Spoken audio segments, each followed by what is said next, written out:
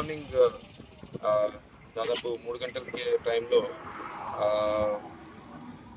ఎమ్మిగ్నూరు మంత్రాలయం మధ్య ఒక ఘోరమైన యాక్సిడెంట్ జరిగింది. సో వీళ్ళందరూ కర్ణాటక వాసులు, చిక్మంగళూరు డిస్ట్రిక్ట్ వేలూరు తాలూకు వాళ్ళు మంత్రాలయం విజిట్ చేయడానికి నిన్న మధ్యాహ్నం 4 o'clock బయలుదేరి ఇక్కడ వస్తుండగా night time early morning 3 o'clock ఈ అశోక్ లేలాండ్ దోస్త్ వెహికల్ ఏముందో అది డ్రైవర్ మోస్ట్లీ నిద్ర మత్తులో కంట్రోల్ పోయి ఆపోజిట్ డైరెక్షన్ అంటే రైట్ సైడ్ లో వచ్చి ఆపోజిట్ నుంచి వచ్చే ఈ ఫ్లై యాష్ వెహికల్ చెట్టినట్ సిమెంట్కి చెందిన ఫ్లై యాష్ వెహికల్కి ఢీకొట్టడం జరిగింది.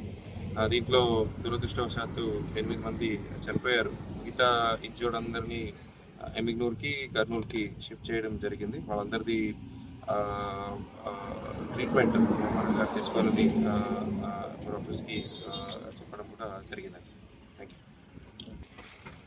అండి, ఈరోజు ఎమ్మిగ్నూర్ సబ్ డివిజన్ పరిధిలో ధర్మపురం టోల్ ప్లాజా దాటిన తర్వాత ఒక 8 కిలోమీటర్ల తర్వాత చిలకలటోన గ్రామం దగ్గర NH 167 పైన ఒక ఫ్యాటల్ రోడ్ యాక్సిడెంట్ జరిగింది.